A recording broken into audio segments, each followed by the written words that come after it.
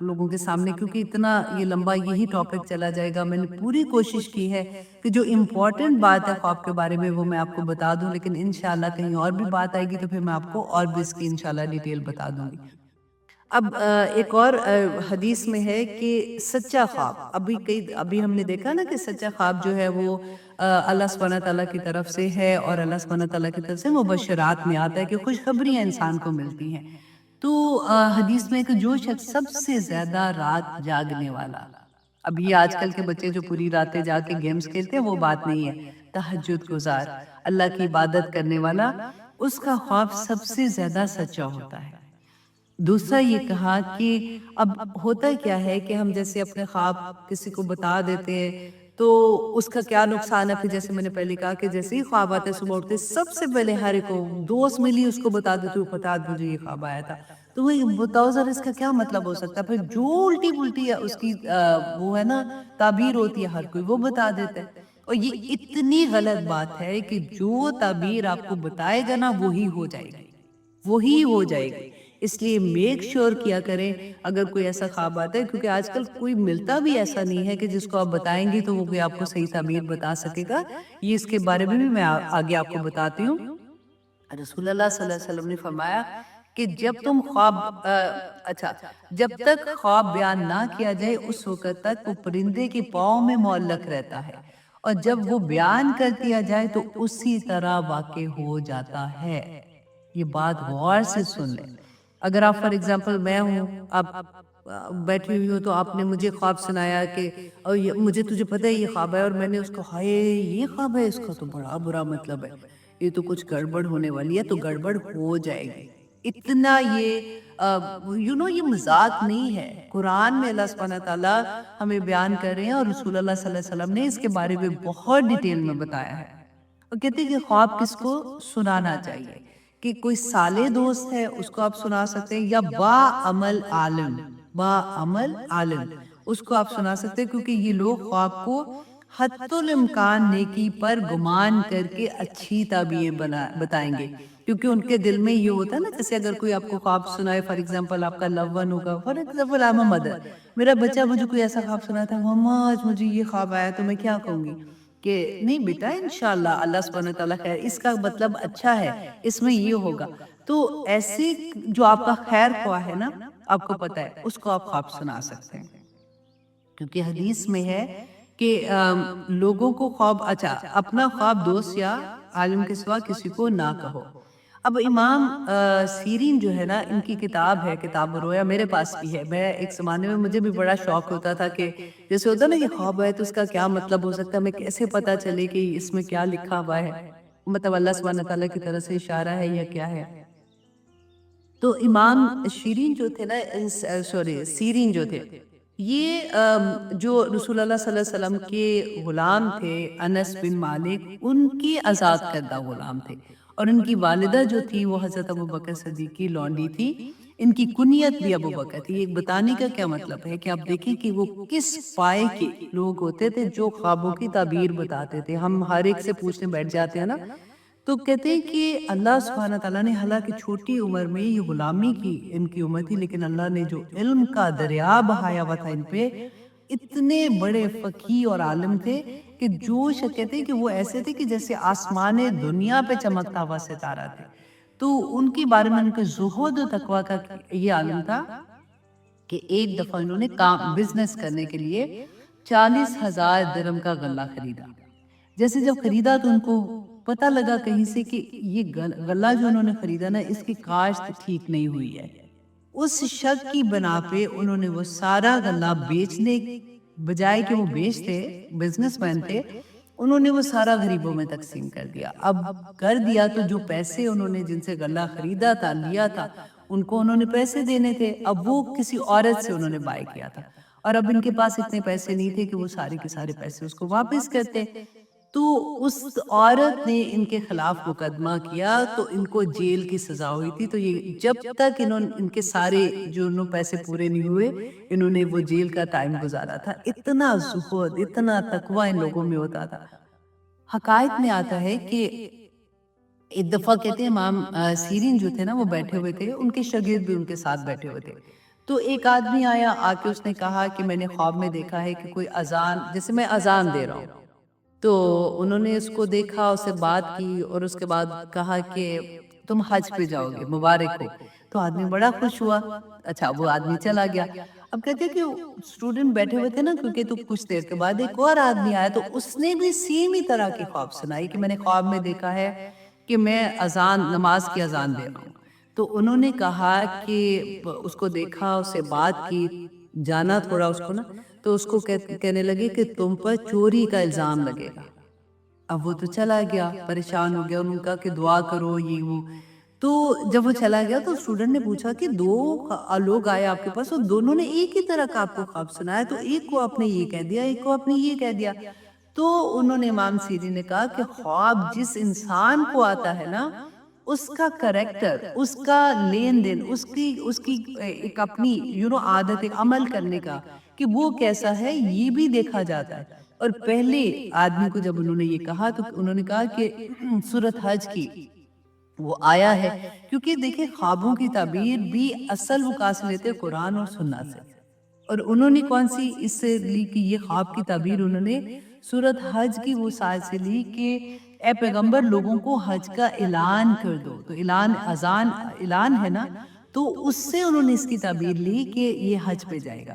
اور دوسرے کو جب انہوں نے کہا تو انہوں نے کہا کہ میرے ذہن میں، کیونکہ ابھی ہم سورہ یوسف پڑھ رہے ہیں نا، تو اس میں یہ والا واقعہ آئے گا، تو انہوں نے کہا کہ ان کے ذہن میں جب اس کے کریکٹر دیکھا سارا، تو ان کو یوسف علیہ السلام کا سورہ یوسف کی وہ آیت یاد آ گئی جس میں کہا کہ ایک منادی نے منادی کی کہ اے قافلے والو تم چور ہو۔ تو اس سے انہوں نے اس کے خواب کی اس طرح سے تعبیر کی تھی۔ تو خوابوں کی تعبیر کوئی آسان کام نہیں ہے، یہ اللہ کی طرف سے انعام ہوتا ہے جس کو یہ اللہ عطا کر دیتے ہیں۔ اب دیکھیں دوسرا یہ کہ امام سیری نے بتایا کہ کون سا خواب سچا ہوتا ہے، کیونکہ ہم جب رات کو سوتے ہیں کئی دفعہ میں ہوتا ہے کہ اچھا میں جب صبح اٹھ رہی تھی نا تہجد کے ٹائم پہ، اس وقت مجھے یہ خواب آیا تھا۔ کبھی ہم کہتے ہیں اچھا میرا خیال ہے آدھی رات کا ٹائم تھا جب مجھے خواب آیا، تو امام سیری نے اس کو وضاحت کی ہے کہ جو خواب رات کے پہلے حصے میں آ جائے نا، فوراً ہی آ جاتا ہے، تو اس کی تعبیر جو ہے وہ 5 سال میں ہوتی ہے، اور جو خواب آدھی رات میں دکھائی دے اس کی تعبیر 5 مہینے میں ہوتی ہے، اور جو خواب تہجد کے وقت میں دکھائی دے اس کی تعبیر جو ہے وہ 10 دن میں ظاہر ہو جاتی ہے۔ کیوں؟ کیونکہ تہجد کا وقت جو ہوتا ہے نا، اس وقت فرشتے نازل ہو رہے ہوتے ہیں، اللہ سبحانہ تعالیٰ کی رحمتیں نازل ہو رہی ہوتی ہیں، تو یوزلی اس وقت جو خواب آتے ہیں وہ اللہ سبحانہ تعالیٰ کی خوشخبریوں کی ہوتے ہیں، مبشرات ہوتے ہیں۔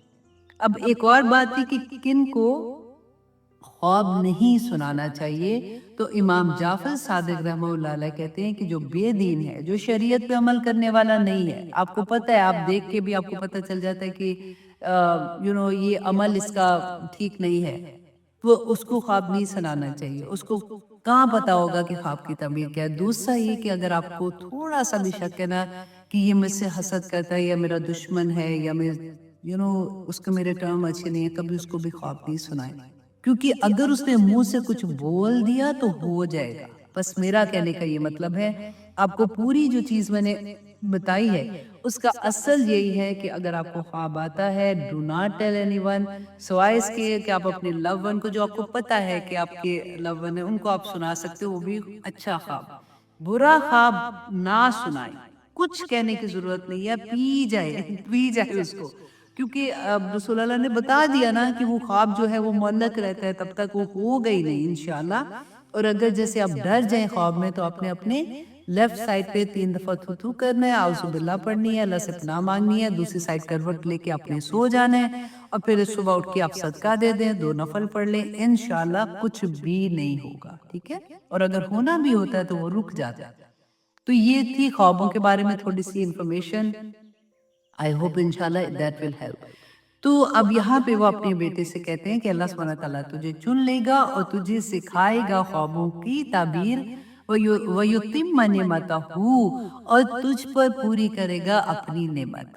اب دیکھیں یہ والا ورڈ جو ہے نا، میں دیکھ رہی تھی کہ اتنے مطلب خوشی کی بات تھی حضرت یعقوب، اللہ تعالیٰ تم پہ ایسا کرے کہ کوئی پہاڑی تم سونے کا بنا کے دکھا دو، تو اس طرح سے رسول اللہ صلی اللہ علیہ وسلم کو تنگ کیا کرتے تھے۔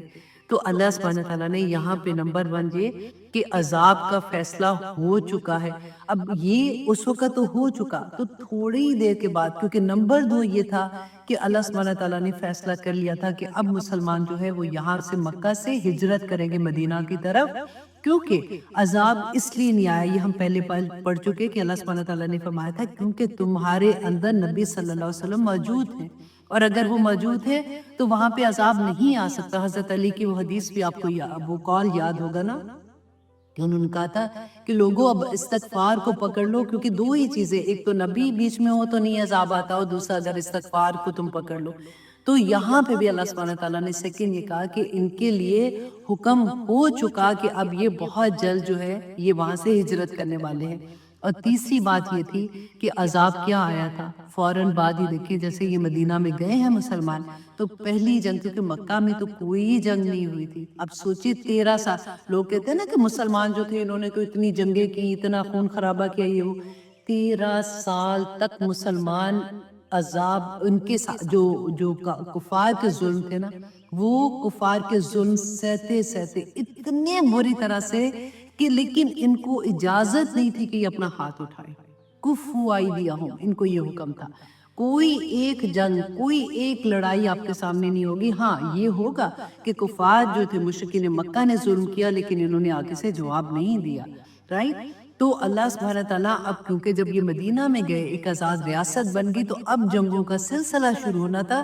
تو پہلی ہی جو جنگ بدر ہوئی تھی اس میں ان کے بڑے بڑے لوگ جو تھے وہ مارے گئے تھے، جو ان کے سردار تھے. تو اللہ سبحانہ تعالیٰ نے یہاں پہ فرمایا فَلَا تَسْتَعْجِلُوهُ، تو دیکھو تم اس کی جلدی نہ کرو، کیونکہ یہ عذاب تو آنے ہی والا ہے، کیونکہ فیصلہ ہو چکا ہے. پھر اللہ سبحانہ تعالیٰ فرماتے ہیں سبحانہ وتعالی عما یشرکون، کہ پاک ہے وہ بلند تر ہے اس سے جو تم شریک ٹھہراتے ہو. کہ اللہ سبحانہ تعالیٰ کو کسی مددگار کی ضرورت نہیں ہے. آیت الکرسی ایک دفعہ اس کا ترجمہ پھر سے جب بھی ایسی کوئی آیا آتی ہے نا تو ضرور پڑھا کرے کہ اللہ سبحانہ تعالیٰ نے یہ نہیں کہا کہ میں بڑا مصروف ہوں، میں تو اولاد نہیں دے سکتا، تو فلاں پیر کے پاس چلے جانا وہ تمہیں اولاد دے دے گا. میں تو تمہیں رزق نہیں دے سکتا، فلاں قبر والے کے پاس جانا، وہ گنج بخش ہے، وہ تمہیں سارا کچھ ہی عطا کر دے گا. فلاں کے پاس چلے جانا، وہ تمہیں فلاں عطا کر دے گا. نہیں، وَتَعَالَى عَمَّا يُشْرِكُونَ، وہ بہت بلند ہے اس سے جو تم شریک ٹھہراتے ہو. اب پرابلم کیا ہے کہ مسلمانوں کے ساتھ بھی یہ ہوگا نا، کیونکہ ہم اتنے سالوں تک کٹھے رہے تھے ہندوستان میں، جو ہندو تھے ان کے ساتھ رہتے تھے، تو وہی چیزیں جو ہمیں یہ لگتا تھا ان کی تو دیویاں تھی. اب ہم اپنے آپ کو دیکھیں نا، اس زمانے میں بھی تو یہی تھا نا کہ انہوں نے ڈیفرنٹ انہوں نے دیکھا اچھا یہ جو ہے یہ دولت کی دیوی ہے، تو یہ فلاں چیز کی دیوی ہے، تو یہ فلاں چیز کی دیوی، ہزاروں انہوں نے بت بنا کے رکھے ہوئے تھے اپنے. تو ہم نے بھی یہ سوچا کہ اچھا یہی کام شاید ہوتا ہے، تو اچھا یہ قبر والے ہمیں یہ دے دیں گے، یہ قبر والوں سے یہ دعا مانگ لو، اس بابا سے یہ دعا مانگ لو تو وہ پوری کر دیں گے. تو وہ فرق لیول کا رسول اللہ نے فرمایا تھا نا کہ ہر زمانے کے بت فرق ہوتے ہیں، تم غور تو کرو کہ تم کیا کر رہے ہو. تو اللہ سبحانہ تعالیٰ فرماتے ہیں آیت نمبر 2 میں یُنَزِّلُ الْمَلَائِکَةَ بِالرُّوحِ، کہ وہ نازل کرتا ہے فرشتوں کو بالروحی ساتھ وحی کے. اب یہ بالروح جو ہے نا یہ قرآن میں 3 طرح سے آیا، ڈیفرنٹ طرح سے. اگر ایک نمبر 1 یہ کہ دیکھیں ہمارے اندر جب آدم علیہ السلام کو پیدا کیا تھا تو اللہ سبحانہ تعالیٰ نے فرمایا نا، پر مجھے یہ اتنی پیاری آیا لگتی ہے، اس کا ترجمہ کیسے بھی آپ کر لیں لیکن اتنا پیار آتا ہے وَنُفِخَ فِيهِ مِن رُوحِهِ، کہ اللہ سبحانہ تعالیٰ نے اپنی روح اپنی طرف سے، اپنے امر سے، اپنے حکم سے آدم علیہ السلام میں روح پھونکی تھی نا. تو اس کو کسی بھی اینگل سے آپ اس کا ترجمہ کر لینا تو دل میں ایک عجیب سی محبت آتی ہے کہ اللہ سبحانہ تعالیٰ نے آدم علیہ السلام میں اور ہم میں جو روح ہے نا وہ اللہ سبحانہ تعالیٰ کی طرف سے ہے. اور دیکھیں رسول اللہ صلی اللہ علیہ وسلم سے پوچھا تھا نا لوگوں نے روح کے بارے میں، انہوں نے کہا تھا مجھے کوئی اس کا علم نہیں، جتنا پوچھنے والے نے مجھ سے سوال کیا جتنا اس کو علم ہے اتنا ہی مجھے ہے. اللہ سبحانہ تعالیٰ نے اس کے بارے میں کچھ نہیں بتایا سوائے اس کے. مجھے اور آپ کو کیا پتا ہے کہ روح جو ہے نا وہ اللہ سبحانہ تعالیٰ کی طرف سے ہے. ہمارا جسم جو ہے وہ مٹی سے بنا ہے نا، اسی لیے ہماری خواہشات بھی ساری کی ساری مٹی کے ساتھ ہی جڑی ہوئی ہیں، لیکن اس کے بعد جو روح ہے نا وہ ہماری پیاسی ہوتی ہے۔ ہم کیوں، آپ دیکھیں جب ہم کوئی چیز ایسی سنتے ہیں، جب ہم قرآن کی کلاس میں جاتے ہیں تو ایک دم سے ہمیں اچھا لگتا ہے، کیونکہ ہماری روح پیاسی ہوتی ہے۔ یہ جو کلام ہے نا وہ بھی اوپر سے ہی نازل ہو، وہی اللہ سبحانہ تعالیٰ کی طرف سے آئی نا، فرشتے جبرائیل علیہ السلام لے کے آئے تھے، تو وہ کنیکشن وہاں پہ آ جاتا ہے، تو ایک دم سے لگتا ہے کہ کوئی بچھڑا ہوا دوست نہیں جیسے مل جاتا، بالکل وہ حال ہوتا ہے۔ میں آپ کو اگزامپل دیتی ہوں، آپ اس کو سمجھیں گے اچھے سے۔ پہلے آپ دیکھیں یونزل الملائکۃ بالروح، کہ اللہ سبحانہ تعالیٰ فرماتے ہیں وہ اتارتا، مطلب اللہ سبحانہ تعالیٰ اتارتے ہیں فرشتوں کو بالروح، ساتھ روح کے، ساتھ وحی کے، من امرہ، اپنے حکم سے، علی من یشاء، جس پر وہ چاہتے ہیں۔ آج آپ پر اگر وحی نازل ہو رہی ہے نا اس طرح سے، قرآن آپ کی زندگی میں کھلا ہے، تو من امرہ پہ آپ انڈرلائن کریں اور اپنا نام لکھیں۔ اللہ سبحانہ تعالیٰ چن لیتا ہے بندوں کو، من عبادہ، اپنے بندوں میں سے جس پر چاہتا ہے اللہ سبحانہ تعالیٰ وہی نازل فرماتا ہے۔ نبیوں کی بات ہو رہی ہے نا، لیکن جو قرآن ہماری زندگیوں میں کھلا ہے تو یہ بھی تو اللہ کا امر ہے نا، وہ پھر آگے میں انشاءاللہ بتاتی ہوں وجہ کیا ہے۔ تو اب آپ دیکھیں کہ روح جو ہوتی ہے، جیسے فار ایگزامپل ہم امریکہ میں ہیں، اگر مجھے یاد ہے جب ہم نئے نئے آئے تھے اس وقت تو اتنی امریکہ میں لوگ نہیں ہوتے تھے، تو جیسے ہم باہر جاتے تھے نا شاپنگ کرنے، دور کوئی ہمیں پاکستانی ملتا تھا، نظر آتا تھا، تو نظر کیسے آتا تھا پاکستانی، پتہ چل جائے یا تو شلوار قمیض پہنی ہے یا ان کا کوئی ایسا دیکھنے میں لگتا تھا کہ یہ پاکستان سے ہے۔ تو اب بلیو کریں اتنی خوشی ہوتی تھی، اسپیشلی اگر آپ حلال میٹ، ایک تو دور دور دکانیں ہوتی تھی، آپ ڈھونڈ کے وہاں جاتے ہیں تو کوئی اور فیملی بھی کھڑی ہے تو ایک دم سے آپ مسکرا کے السلام علیکم کہتے ہیں ان کو، اور پھر آپ کہاں سے آئے، اور اتنے سالوں کے بعد آپ اگر کسی سے بات کریں گے نا تو آپ کو یہ لگے گا کہ ہاں ہم دو دوستوں سے بات کرو، تو جب میں نئی نئی آئی تھی نا تو یہ مجھے وہاں پہ ملی تھی اور وہ دوستیاں پہ چل رہی ہوتی تھی۔ تو آپ لوگ کیوں ملتے، کیوں ایسے آپ فیلنگ ہوتی ہیں؟ اس وجہ سے کہ وہ بھی میری ہی جگہ کا ریلیشن لگتا ہے نا، کہ ہائے میرے ملک کا ہے یہ، تو ایک محبت ہوتی ہے۔ اسی طرح سے جب ہم قرآن کی کلاس میں ہوتے ہیں، جب ہم قرآن کھول کے پڑھ رہے ہوتے ہیں یا ہم قرآن سے ریلیٹڈ کوئی بھی چیز کر رہے ہوتے ہیں نا، ہماری روح ایسے خوش ہوتی ہے جیسے اس کا کوئی دوست مل گیا، اس کا کوئی جاننے والا مل گیا، اور وہ پھر اس کے ساتھ ایسے لگتا ہے کہ گھنٹوں اس کو میں دیکھتی رہوں، اسے باتیں کرتی رہوں، اپنی اداسی دور کروں۔ اچھا، اب ہمارے ذہن میں یہ بھی آ سکتا ہے کہ ضروری تو نہیں ہے، بہت سے لوگ ایسے ہوتے ہیں جو ایسے نہیں ہوتے، ہر ایک کی زندگیوں میں قرآن اگر کہتے ہیں تو کلاس میں آؤ تو کوئی بھی نہیں آتا، اگر ان کو کہتے ہیں قرآن کی یہ بات تو کوئی بھی سننے کو تیار نہیں ہے، ایسے بھی تو ہوتا ہے نا۔ تو آپ اس کو اس طرح سے سمجھیں کہ وہ لوگ جو قرآن کی بات نہیں سننا چاہتے، وہ لوگ جن کی زندگی میں کوئی ایسی بات، جیسے ہم یہ کہتے ہیں کہ ہائے ہم نے یہ تلاوت سنی بہت مزہ آیا، لیکن ہر ایک کو تو مزہ نہیں آ رہا ہوتا، تو یہ کیوں ایسا ہے؟ آپ دیکھیں کہ فار ایگزامپل اسی مثال کو آپ سوچیں کہ اگر آپ باہر گئے ہیں، آپ کسی پاکستانی کو اس حال میں دیکھتی ہیں کہ جنہوں نے اپنے آپ کو 100% رنگ لیا ہے امریکہ کی رنگ میں، ٹھیک ہے، اس کا حلیہ بھی بدلا ہوا ہے، اس کی طریقہ بھی سارا بدلا ہوا ہے۔ اب وہ جیسے ہی کسی کو پریکٹسنگ مسلمان کو دیکھے گا نا کہ کوئی حجاب میں ہے یا اپنے آپ کو کور ایسے کیا ہوا ہے، تو وہ آنکھیں چرانا شروع ہو جائے گا، وہ کبھی آپ کو آگے بڑھ کے نہیں ملے گا۔ دے تھنک کہ یا تو وہ شرمندہ ہوگا، اور اگر شرمندہ نہیں ہے نا تو وہ یہ کہے گا کہ او آئی ایم ڈفرنٹ، مجھے ان سے بات نہیں کرنی، تو وہ اپنی روٹ کو ہی نہیں پہچانے گا۔ اس کی روح اتنی وہ کہتے ہیں نا کہ گناہوں میں دب جاتا ہے بندہ، جیسے اس طرح والا حال ہوتا ہے کہ وہ بندہ دوسرے کو نہیں پہچانتا۔ چلو اب یہاں کو چھوڑ دو، پاکستان کی بات کر لو، اب وہاں پہ بھی آپ دیکھیں کئی دفعہ آپ کو لوگوں کی نظریں چرانے سے پتہ چل جاتا ہے کہ یہ کوئی پاکستانی ہے یا یہ اپنا کوئی مسلمان ہے، پتہ چل جاتا ہے، کیونکہ غیروں کو تو کوئی پرواہ بھی نہیں ہوتی کہ آپ کیسے ہو۔ کئی دفعہ لوگ ایسی حرکتیں کرتے ہیں، لیکن کیوں؟ کیونکہ ان کو اپنی اصل یاد نہیں ہوتی، اور ان کی روح اس سے تر ہی نہیں ہوتی، ان کی روح کو مزہ ہی نہیں آ رہا ہوتا، کیونکہ وہ گناہوں میں اتنا لپٹ گئی ہوتی ہے کہ اس کے اندر خیر ہی نہیں جا رہی ہوتی۔ یہ ہوتا ہے، اللہ سے دعا کریں کہ اللہ سبحانہ تعالیٰ ہمیں ان لوگوں میں شامل نہ کرنا، اللہ سبحانہ تعالیٰ ہمیں عزت عطا کرنا کہ ہم اپنی روح کو پاک رکھ سکیں، کیونکہ ہر وہ دل جو گناہوں سے پاک ہوگا تو اللہ سبحانہ تعالیٰ تو اسی دل میں آئیں گے نا۔ ایسا تو نہیں ہو سکتا کہ گناہ گار دل میں اللہ سبحانہ تعالیٰ آ جائے۔ تو ہمیں کوشش یہ کرنی ہے کہ ہم اپنے دل کو پاک اور صاف کرتے رہیں۔ اللہ سبحانہ تعالیٰ فرماتے ہیں کہ اللہ سبحانہ تعالیٰ نازل کرتے فرشتوں کو بالروحی، ساتھ وحی کے، من امری ہی، اپنے حکم سے، علی من یشاء، جسے وہ چاہتے ہیں۔ اللہ سبحانہ تعالیٰ ہمیں بھی چن لے، آمین ثم آمین، من عبادہ، اپنے بندوں سے۔ کیوں ایسا کہتے ہیں اللہ سبحانہ تعالیٰ؟ ان انذرو، کہ تم ڈراؤ ان لوگوں کو، انہو، کہ بے شک وہ، لا الہ الا انا۔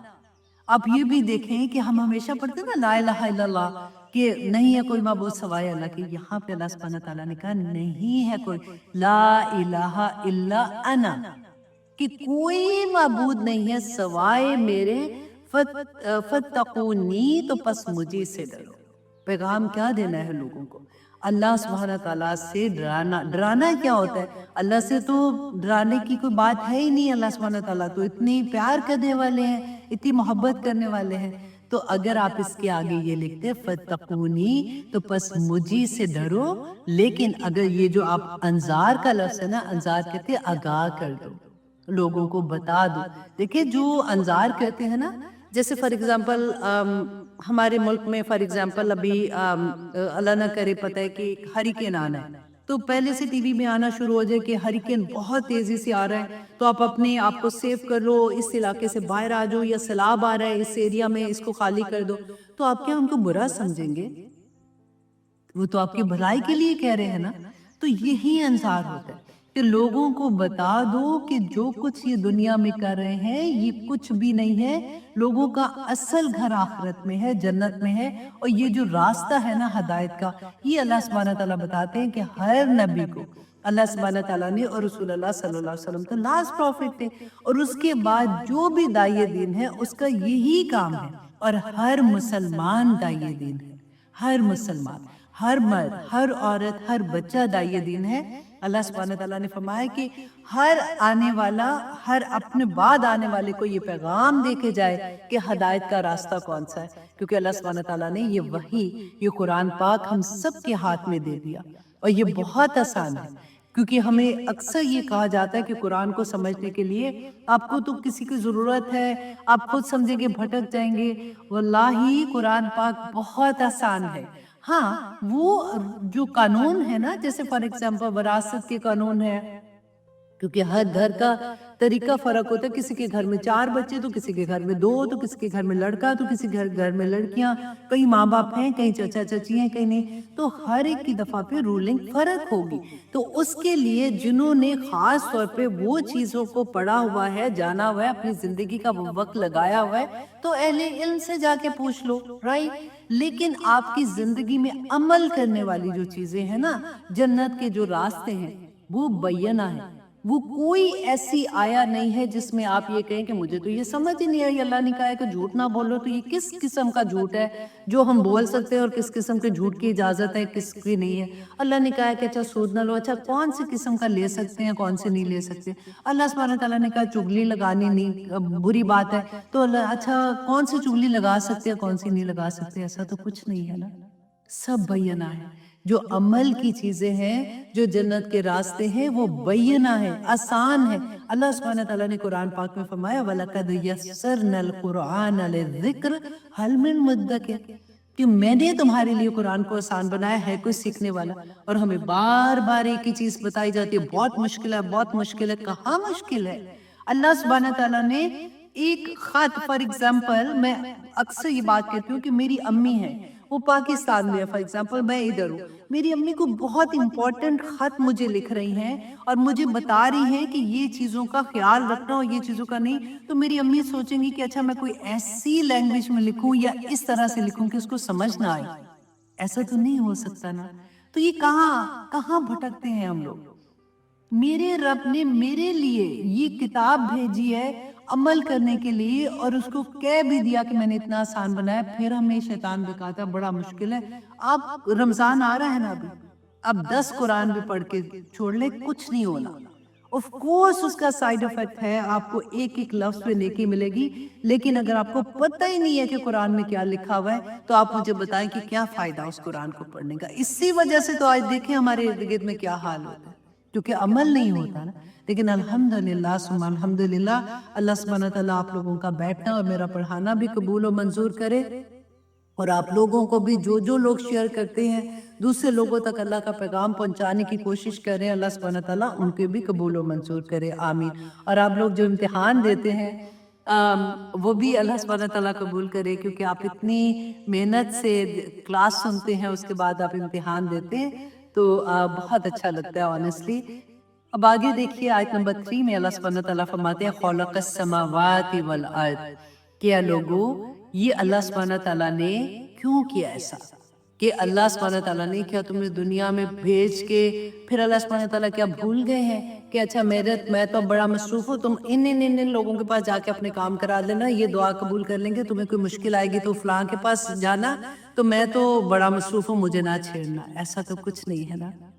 اب یہاں پہ دیکھیے کہ اللہ سبحانہ تعالیٰ ایک ایک چیز ہمیں بتائیں گے کہ اللہ سبحانہ تعالیٰ نے ہم لوگوں کے لیے, میرے لیے, آپ کے لیے کیا کیا چیزیں پیدا کی ہیں. اللہ سبحانہ تعالیٰ اپنی پہچان بتائیں گے, کیونکہ ہم پڑھتے ہیں نا کہ جب تک ہمیں یہ نہیں پتا چلے گا کہ میرا رب کون ہے تو ہمیں اس سے محبت اس لیول کی نہیں ہو سکتی ہے.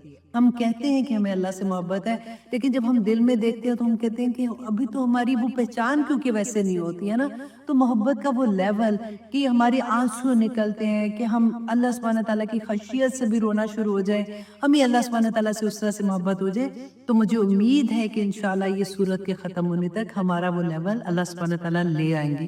اب اللہ سبحانہ تعالیٰ سب سے پہلے تو ہمیں ہماری اوقات یاد کراتے ہیں کہ انسان تو اپنی اوقات تو دیکھ کے تو کیا چیز ہے اور تو کیا کر رہا ہے, اور کیسے تو اپنی رب عظیم, تو اپنے رب کا حکم نہیں مانتا.